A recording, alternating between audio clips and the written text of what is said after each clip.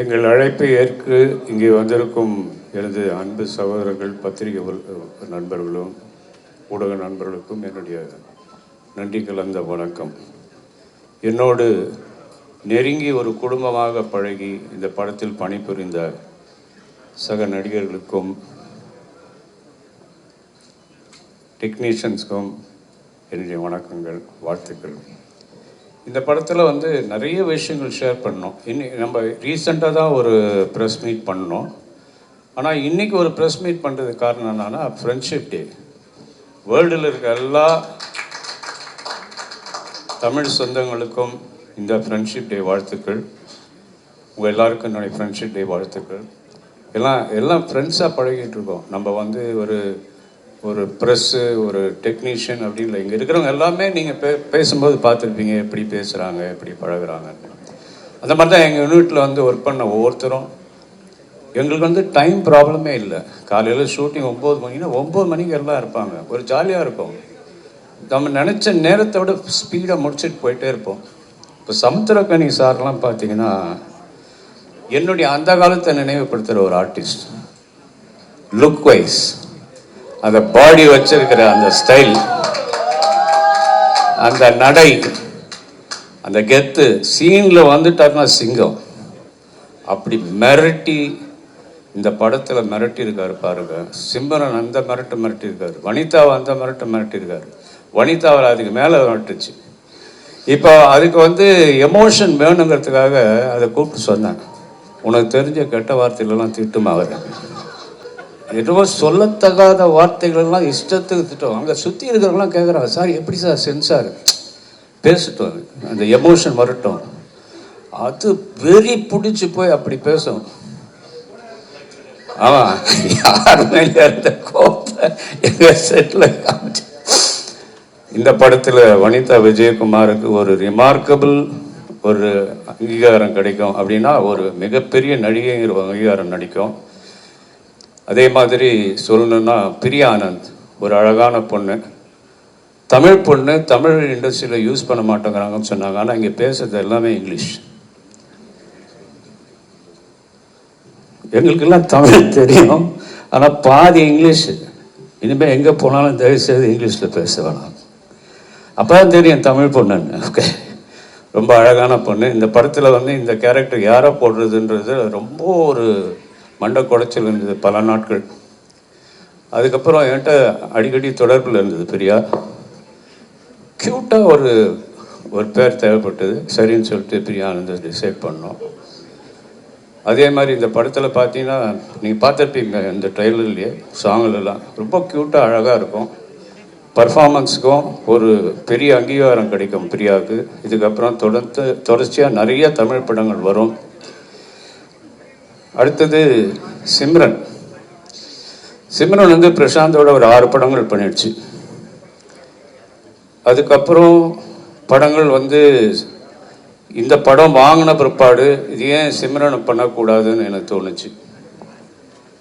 நான் ஃபோன் பண்ணி பேசின உடனே நான் அந்த படம் பார்த்தேன், நான் பண்ணுறேன்னுச்சு. அதே மாதிரி ஒவ்வொரு சீன்லேயுமே அதனுடைய பர்ஃபார்மன்ஸ், அந்த எக்ஸ்பீரியன்ஸ், அது பண்ணியிருக்கிற பர்ஃபார்மன்ஸ் அந்த படத்தில் நான் கொஞ்சம் எக்ஸ்ட்ராவே வேலை வாங்குவேன். கொஞ்சம் லவுடாக பண்ண வச்சுருக்கேன். என்ன கூட கேட்டது ஒரு சமயம், ஏன் இவ்வளோ லவுடாக பண்ண வைக்கிறீங்க? நான் ரொம்ப சட்டிலாக பண்ணலான்னு நினச்சேன் அந்த கேரக்டரை. இல்லைம்மா, அந்த கேரக்டர் அப்படி தான் இருக்கணும்னு. அந்த ஆக்ரோஷம், அந்த குத்துறது, அடிக்கிறது, இதெல்லாமே பார்த்தீங்கன்னா ஒரு ஆம்பளை மாதிரி இருக்கும். இந்த படத்தில் சிம்ரனுக்கு மிகப்பெரிய பேர் வரும், நிறைய அவார்ட்ஸ் வரும். இதை நிறைய தடவை சொல்லிட்டேன். டெஃபினட்டாக இந்த படத்தில் எல்லாரையும் விட சிம்ரனுக்கு ஒரு பெரிய பேர் வரும். பிரசாந்த் ஒரு பியானோ பிளேயர். சின்ன வயசுலேருந்து பியானோ கற்றுக்கிட்டு பியானோ ப்ராக்டிஸ் பண்ணதுனால இந்த படத்தில் பியானிஸ்டாக நான் இந்த படம் வாங்குறதுக்கு ரீசனே பியானோ தெரிஞ்சதுனால இந்த படம் பிரசாந்த் பண்ணால் சரியாக இருக்கும்னு நினச்சி தான் இந்த வாங்க ட்ரை பண்ணேன். ஆனால் இதை வாங்குறதுக்கு கடும் போட்டி இருந்தது. ப்ரொடியூசர்ஸு, நிறைய டைரக்டர்ஸு, ஹீரோஸு, கடும் போட்டி. நிறைய பேர் இங்கே நிறைய டைரக்டர்ஸ் அனௌன்ஸ் கூட பண்ணிட்டாங்க, நான் தான் டைரக்ட் பண்ணுறேன். நிறையா ஆர்டிஸ்ட்டு நான் தான் நடிக்கிறேன்னெல்லாம் அனௌன்ஸ் பண்ணியிருந்தாங்க. நாங்கள் வாங்கிட்டு ஒவ்வொரு ஆர்டிஸ்ட்டை செலக்ட் பண்ணி இந்த கேரக்டர் யாருன்னு ட்ரை பண்ணி படத்தை ஸ்டார்ட் பண்ணோம். நடுவில் கோவிட் வந்தது. கோவிட் 2 வருஷம் அப்படியே தாங்கிக்கிட்டு ஒரு மாதிரி ட்ரை பண்ணி முடித்து படத்தை, அதுக்கப்புறம் சில சிக்கல்கள்லாம் இருந்தது. ஒரு மாதிரி படத்தை முடித்தோம். அப்புறம் பிரபுதேவா வச்சு ஒரு சாங் பண்ணணும்னு நினச்சோம். அதுதான் இந்த டர்னக்கா சாங். அதை பிரபுதேவா வந்து கான்செப்ட் பண்ணி சாண்டி மாஸ்டர் அதை கொரியோகிராஃப் பண்ணார். அதில் அனிருத்தை பாட வச்சோம். கூட விஜய் சேதுபதி, மக்கள் செல்வன் விஜய் சேதுபதியும் பாடியிருக்காரு.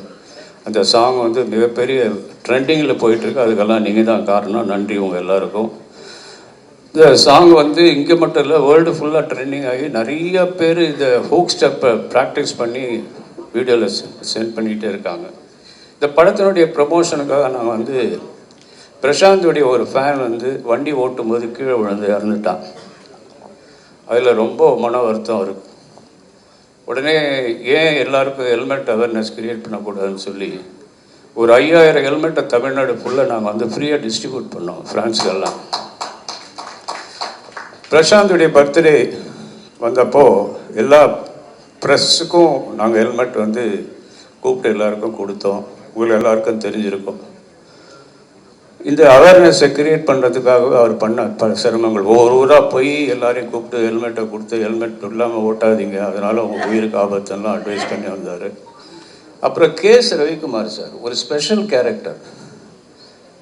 படத்தில் பார்க்கும்போதே உங்களுக்கு தெரியும், ஒரு சட்டிலான ஒரு வில்லினிஷ் ஆக்டிங் பண்ணியிருப்பார் இதில். இந்த படத்தினுடைய ஒவ்வொரு போர்ஷனுமே ஒவ்வொரு செக்ஷன் வரும்போது ஒரு சஸ்பென்ஸ் வரும். அதை தாண்டி போகும்போது இன்னொரு சஸ்பென்ஸ் வரும். இது என்ன நடக்குது, என்ன ஆச்சு, இது உண்மையா பொய்யான்னு பார்க்கறதுக்காகவே நானே இந்தியில் இந்த படத்தை ஒரு 3 தடவை பார்த்தேன். அதே மாதிரி தமிழ்லையும் இந்த ஃபீலிங் வரும். எல்லோரும் திரும்ப அந்த படம் பார்ப்பாங்க. பெசன்ட் நகர் ரவி வந்து அவரை வந்து பெசன்ட் நகர் ரவி தான் தெரியும். நான் பாக்ஸிங் பண்ண காலத்தில் என்னுடைய குருநாதர் முனுருதீன் பாய், அவர்கிட்ட இவரும் ட்ரைனிங் ஆன வருது. அந்த பெசன்ட் நகரில் இருந்ததுனால அவர் பெசன்ட் நகர் ரவி, ஆனால் இப்போ பெசன்ட் ரவின்னு ஷார்ட் பண்ணிக்கிட்டார். அவர் இந்த படத்தில், அதாவது எந்த படம் பிரசாந்த் பண்ணாலும் அந்த படத்தில் அவர் இருக்கணுங்கிறது என்னுடைய ஒரு குறிக்கோளாக இருந்தது. ஒரு சின்ன வேஷமாக இருந்தாலும் நான் கூப்பிட்டோன்னு வந்துடுவார். பொன்னர் சங்கரில் அதே மாதிரி இந்த படத்துலேயும் ஒரு சின்ன ரோல் தான், பட் ஆனால் வந்து அதை வந்து பொறுமையாக பண்ணி எங்கள் கூடலாம் கோஆப்டியாக இருந்து அது ரொம்ப சந்தோஷமாக இருந்தது. அடுத்தது ஊர்வசி சொல்ல வேண்டாம். என் கூட வந்து கொம்பேரி மூக்கன், அப்புறம் 2-3 படம் பண்ணுச்சு. பிரசாந்த் கூட நான் தயாரித்து ஒரு மன்னவான்னு ஒரு படத்தில் ஆக்ட் பண்ணுச்சு. இந்த படத்தில் இந்த கேரக்டர் நீங்கள் தான் பண்ணணுன்னு சொன்னோன்னா வந்துச்சு. வந்து கலக்கிட்டு போயிடுச்சு. கூட யோகி பாபு, 2 பேருடைய காம்பினேஷனில் கூட கேஎஸ் ரவிக்குமார் சார், பிரசாந்த் இவங்கெல்லாம் சேர்ந்து பயங்கரமாக கலக்கியிருக்காங்க. அந்த படத்தில் ஒவ்வொரு சீனும் இன்ட்ரெஸ்டிங்கான சீனு. மனோபாலா இன்றைக்கி நம்மளோட இல்லை, ஆனால் அவர் இந்த படத்தில் பிரபலமாக பண்ணியிருக்காரு. ஜெயம் கோபி சின்ன ரோல் தான், ஆனால் வந்து நான் கூப்பிட்டதுக்காக வந்து பண்ணிட்டு போனார். என்கிட்ட இன்னைக்கு காலையில் சொன்னார், ஆனால் இதான் நான் கடைசி படம், இனிமேல் நான் வந்து இப்போ படத்தில் நடிக்கிற ஐடியா இல்லை, நான் வந்து இதுக்கு போகிறேன்னாரு, ஆன்மீகத்துக்கு போகிறேன்னாரு. ஆனால் நல்ல நடிகர், அவருடைய டயலாக் டெலிவரியெல்லாம் எக்ஸலண்ட்டாக